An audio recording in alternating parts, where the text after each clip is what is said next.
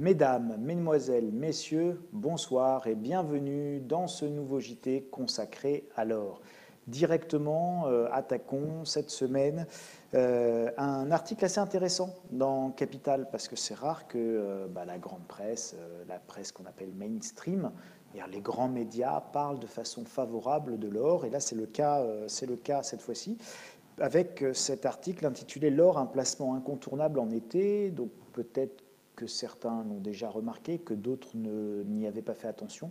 Il y a une saisonnalité dans les cours de l'or, et bien souvent, en été, effectivement, la demande augmente. Elle augmente en raison de deux facteurs, et qui sont en réalité des facteurs régionaux, puisqu'on a les Indiens et les Chinois qui sont de forts consommateurs d'or. Alors les Indiens parce que la saison des mariages est l'occasion pour les familles, quand une jeune femme se marie, eh bien, il y a une dot, et cette dot est effectivement composée de métaux précieux et donc en particulier d'or.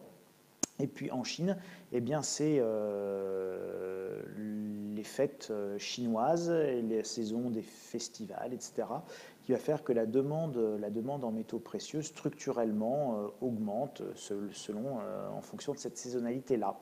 Donc les mois d'été, généralement, sont assez favorables au métal jaune, en dehors de tout aspect qui va être des aspects, je dirais, de géopolitique qui vont amener effectivement à une éventuelle hausse de l'or, même si traditionnellement, on a remarqué également que souvent, l'été, il se passe des ruptures géopolitiques. Souvenez-vous, guerre du Golfe en 90-91, etc., etc. Donc très souvent, c'était l'invasion du Koweït par l'Irak. Bon, très régulièrement, vous avez lors des mois d'été des ruptures géopolitiques qui viennent également faire pousser les cours de l'or. Voilà pour cette information que je voulais partager avec vous. Cette semaine, je voulais qu'on s'arrête de manière un petit peu plus importante et un petit peu plus longue sur la fameuse loi Sapin 2 et les contrats d'assurance vie. Alors pour faire un mauvais jeu de mots, l'assurance vie, ça sent le sapin. Alors ça sent tellement le sapin, vous savez, c'est une référence au cercueil en bois de sapin, hein. Enfin voilà, c'est pas très très très gai. Donc autant dire que votre assurance vie, on est en train de la mettre en boîte. Alors c'est quoi cette loi Sapin? Alors vous trouvez le texte complet sur le site Légifrance. Je vous en ai fait la copie d'écran. Enfin bon, si vous allez sur Google et que vous tapez loi Sapin 2 Légifrance, ça vous emmènera directement sur cet ensemble, sur cette loi. Alors ce texte est extrêmement long. Et c'est un texte qui est totalement fourre-tout, hein. C'est-à-dire, vous verrez dans les thématiques qui sont abordées là sur le côté, vous avez la table des matières, donc vous avez plein de thématiques qui sont abordées dans cette loi. Il y a de tout et n'importe quoi, mais dedans c'est glissé une partie très importante pour évidemment les investisseurs et les épargnants, qui est la partie qui concerne le blocage des contrats d'assurance vie en cas de problème. Alors quel est le problème? Alors le problème, il n'est pas défini, on le connaît tous le problème, hein. C'est notamment un cas de remontée très brutale des taux d'intérêt et donc de krach obligataire. En gros, les contrats d'assurance vie, notamment en fonds euros, sont remplis d'obligations. Une obligation, c'est quoi? C'est un crédit. C'est-à-dire que le rendement que vous obtenez de votre contrat d'assurance vie, il est lié à quoi? Il est lié au fait que vous avez fait une opération économique sans forcément le savoir, c'est-à-dire que votre épargne a été transformée en crédit et donc vous avez prêté votre argent en réalité notamment à un État, alors bien souvent l'État français. Et donc c'est l'État français qui paye votre rendement et le taux d'intérêt. Et donc si demain l'État français fait faillite, eh bien il ne paiera plus ni le taux d'intérêt, ni ne vous remboursera ce que vous lui avez prêté, donc votre contrat d'assurance vie potentiellement vaut zéro. Mais ça, on parle là d'un cas extrême. Dans un cas moins extrême, simplement de grande remontée des taux d'intérêt, vous comprenez bien que si vous avez des obligations, c'est-à-dire que vous avez fait des crédits sur 10 ans ou sur 20 ans à l'État français à un taux de 0,5%, et qu'aujourd'hui, celui qui place, il peut avoir du 5%, eh bien très naturellement, tous ceux qui ont des crédits, ou qui ont fait des crédits, qui ont fait des placements qui rapportent 0,5%, ils vont essayer d'en sortir pour avoir droit aux nouveaux taux qui, eux, rapportent 5%. Donc évidemment, quand tout le monde veut sortir en même temps et que les portes ne sont pas très très larges, eh bien on a un gros mouvement de panique, on a un gros mouvement de foule et puis tout le monde se piétine à la sortie. Et donc, pour éviter ce mouvement de panique, officiellement, on vous met la loi Sapin 2, hop, en cas de problème, on va bloquer les contrats d'assurance vie. Alors, on va bloquer tous les retraits, les rachats, les arbitrages, enfin bon, toutes les opérations que l'on peut faire sur un contrat d'assurance vie. On va vous bloquer ça pendant 3 mois. Et c'est renouvelable une fois. C'est-à-dire que techniquement, au sens juridique du terme, on va pouvoir vous bloquer les retraits, les achats, les arbitrages pendant 6 mois. Il y a eu un recours qui a été déposé, un amendement, tout ça, ça a été revu et corrigé, et donc ça doit être 6 mois.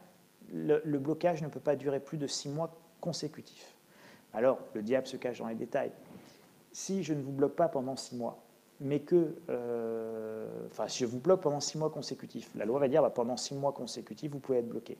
Mais après, il va falloir que pendant, mettons, 24 heures ou 48 heures, effectivement, vous ayez la possibilité de faire des opérations sur vos contrats d'assurance vie, et puis on peut rebloquer 24 heures après ou 48 heures après.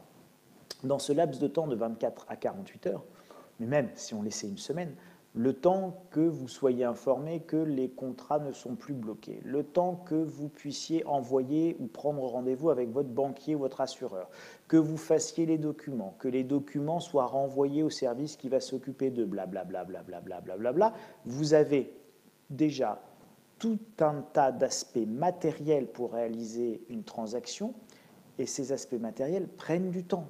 Et dire que pour faire un rachat, il faut une semaine entre le temps de prendre le rendez-vous, de voir la personne, de remplir les documents, d'envoyer les documents au bon service, et évidemment, on peut vous rebloquer à nouveau pour une période de 6 mois. Mais ça, les aspects matériels, c'est même pas ce qu'il y a de plus grave.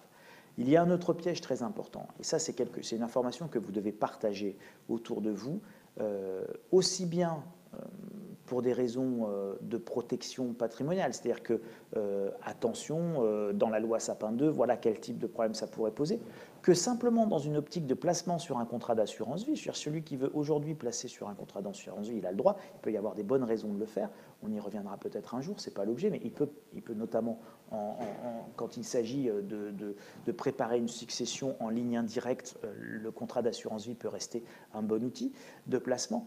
Il n'en demeure pas moins que vous devez comprendre comment fonctionne un point très important qui est celui des valeurs liquidatives.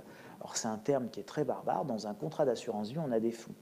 On met des fonds, alors on va avoir un fonds euro, puis souvent on va essayer de vous faire diversifier. Vous allez avoir une SICAV immobilière, machin truc, et puis vous aurez peut-être une SICAV action bidule chouette. Et donc le problème, c'est que votre fonds euro, il va avoir une valeur liquidative, c'est-à-dire qu'on va calculer la valeur de ce fonds, mettons tous les jours. Donc tous les jours, vous avez une valeur liquidative, donc on est capable tous les jours de calculer la valeur de la part, et puis comme vous, en tant qu'épargnant, vous détenez X parts du fonds machin chouette, eh bien, ça vous fait tant de valeur à tel jour, et donc on est capable de vous rembourser le bon montant. Le problème, c'est que toutes les valeurs liquidatives ne sont pas forcément du tout quotidiennes.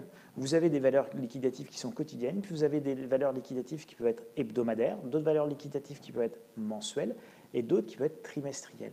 Imaginez que vous fassiez un rachat et vous ne spécifiez pas à votre banquier ou à votre assureur que le rachat que vous voulez faire porte uniquement sur le fonds euro.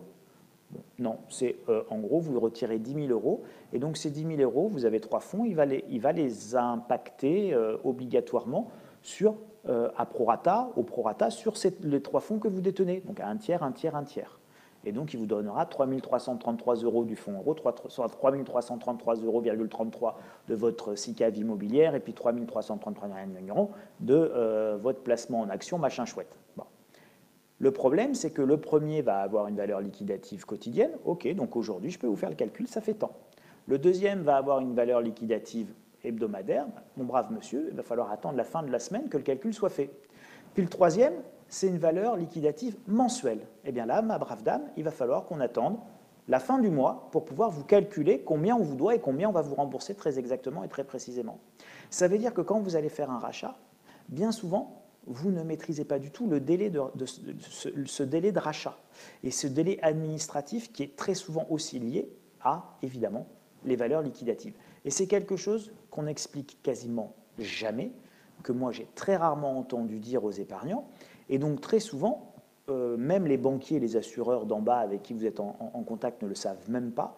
Et donc, ils vous traînent dans des délais qui sont importants. Ils ne savent même pas pourquoi ces délais sont importants. Ils pensent que c'est un service en haut au siège qui fait n'importe quoi ou qui ne fait pas son travail. Alors, ils n'osent pas trop vous le dire. Hey, ça va venir, ça va venir, ça va venir. Et puis vous attendez un mois ou un mois et demi que vos fonds ils arrivent. Vous imaginez, dans une période de blocage de vos fonds que la loi Sapin 2 autorise, vous imaginez si on débloque les fonds pendant 48 heures, ou même pendant une semaine, ou même pendant 15 jours avant de repartir sur une période de blocage de 6 mois, vous imaginez avec ce mécanisme de valeur liquidative, en fonction des fonds que vous détenez dans votre contrat d'assurance vie, mais même si vous avez 15 jours pour faire vos opérations, vos transactions, ça ne passera pas. Donc attention, les contrats d'assurance vie, évidemment, ça peut être extrêmement rigide. Donc voilà, la loi Sapin 2, en gros, elle organise l'état d'urgence économique et financier de vos contrats d'épargne. La législation et le législateur prévoient que dans certaines conditions, eh bien, évidemment, les choses pourraient mal se passer. C'est quand même un élément important que vous devez avoir à l'esprit et c'est censé venir quand même alimenter votre réflexion.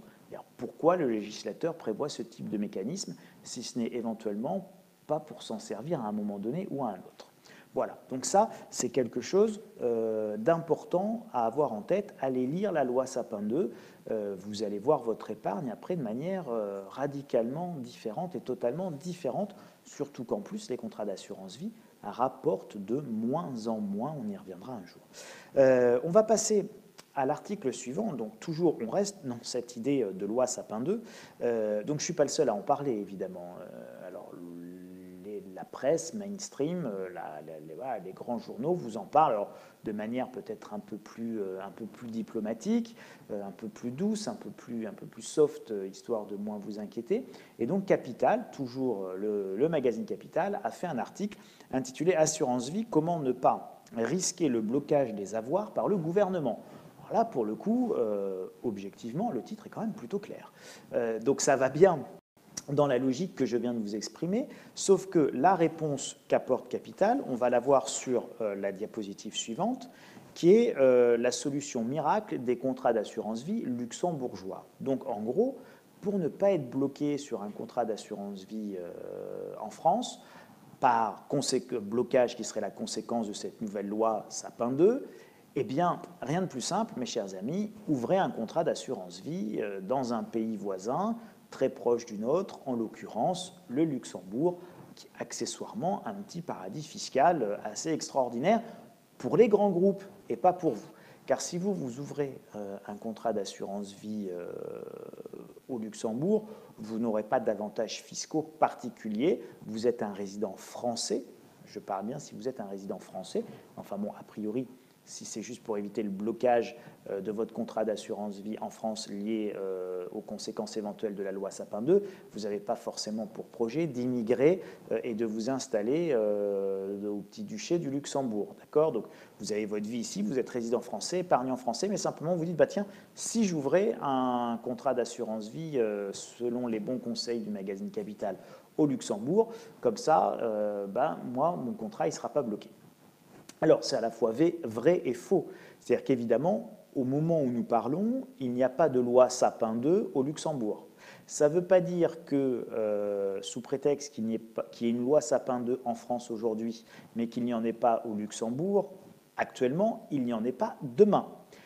Et je vais même vous dire, il est fort probable qu'il y ait l'équivalent d'une loi Sapin 2. Alors ça ne s'appellera pas la loi Sapin 2, ça s'appellera peut-être la loi Juncker 1, puisqu'on est au Luxembourg, mais il est fort probable qu'il y ait la même loi au Luxembourg. Et la logique, elle est très simple, elle est évidente. Mon analyse, elle est la suivante. Les mêmes causes produisent les mêmes effets, que vous soyez en France, en Europe, en Espagne, en Italie. Bon. Et les causes, c'est quoi ? Les causes potentielles d'un mouvement de panique sur vos contrats d'assurance vie, encore une fois, c'est le krach obligataire, c'est-à-dire l'augmentation des taux d'intérêt qui fait que tous ceux qui ont des obligations qui ne rapportent pas grand-chose ont envie d'en sortir pour avoir les bons placements. Et donc, vous avez les mêmes types d'obligations au Luxembourg, en France, en Allemagne, en Italie, au même moment. Les taux d'intérêt sont bas pour tout le monde, pour les Français, les Luxembourgeois, les Allemands ou les Italiens.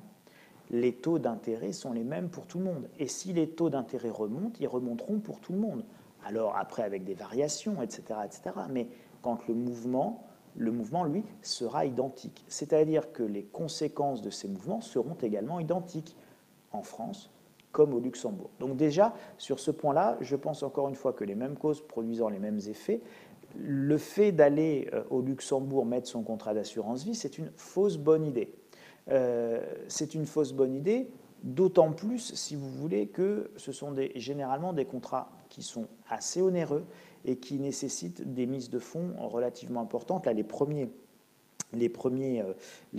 éléments qui sont donnés par Capital, là, ils disent c'est 50 000 euros.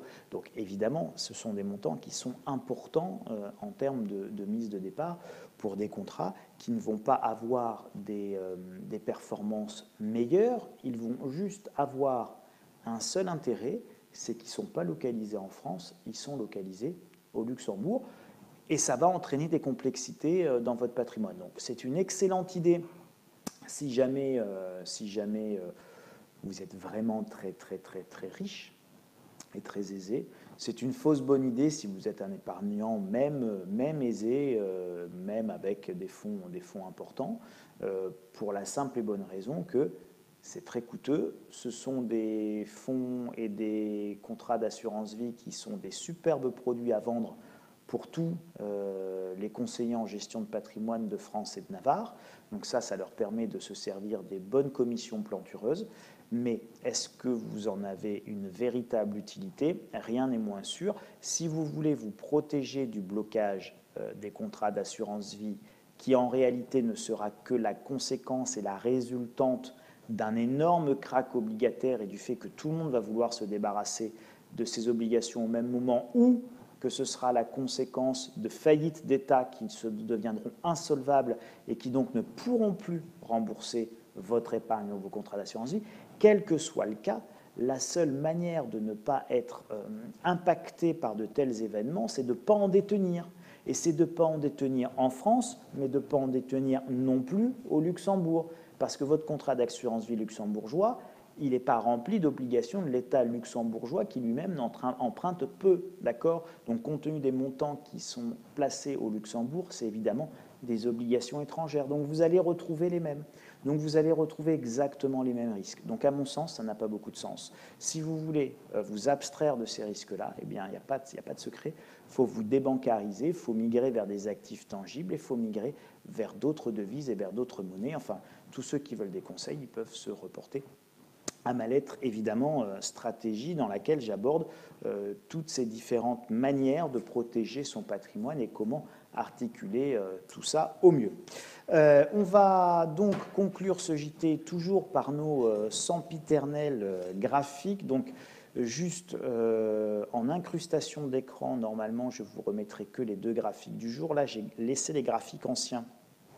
Mais l'idée, en fait, c'était de pouvoir vous permettre de suivre l'évolution graphique justement de semaine en semaine et puis qu'on puisse comparer tout ça. Donc n'hésitez pas, je ne pourrais pas les accumuler parce qu'il va y arriver à un moment donné, on va passer 2h30 pour passer tous les graphiques d'il y a 15 semaines, etc., etc. Donc à un moment donné, je vais être obligé de raccourcir. Donc n'hésitez pas, si vous voulez avoir une vision plus grande, à vous reporter aux vidéos précédentes, évidemment sur la chaîne YouTube, ce qui vous permettra d'avoir tout l'historique. Donc là, ce premier graphique, c'était celui du 12 mai.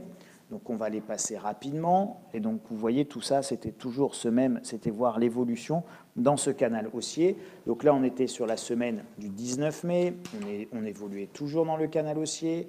La semaine du 2 juin. Ensuite, nous avions la semaine du 9 juin. On voyait bien tous les mouvements. Et donc là, après, on changeait d'horizon de temps et donc on passait sur un graphique sur plus de 20 ans qui nous permettait de voir qu'on était dans un immense drapeau dont on attend la sortie, soit par le haut, soit par le bas, puisqu'on se rapproche évidemment de sa pointe. Alors ça, c'était le même graphique, c'est pas le bon. Normalement, on est censé avoir également le graphique du chapeau avec la semaine du 9 juin. Donc ça, voilà, c'est celui-là avec la semaine du 9 juin. On voit qu'on est presque en haut et on se dit on va taper sur le canal baissier de résistance ici, sur cette résistance ici, là. On va peut-être même la passer et en sortir par le haut. Alors là, évidemment, le potentiel de hausse, il est absolument considérable. Et donc, on en arrive à cette semaine. Que s'est-il passé? Eh bien là, on a plutôt eu un mouvement de repli. Un mouvement de repli qui va peut-être nous amener sur la borne basse de notre canal, c'est-à-dire à peu près sur, avec le temps, etc., on va dire entre 1250 et 1260 $ l'once en point bas, avant éventuellement d'entamer un prochain mouvement haussier. Et vous allez voir, c'est totalement compatible justement avec notre histoire de drapeau, et de notre petit chapeau inversé, qui est le graphique suivant, puisque vous voyez, la semaine dernière, c'était que du vert. Là, cette semaine, il y a du rouge parce que ça a baissé. Donc, vous voyez qu'on peut effectivement baisser également.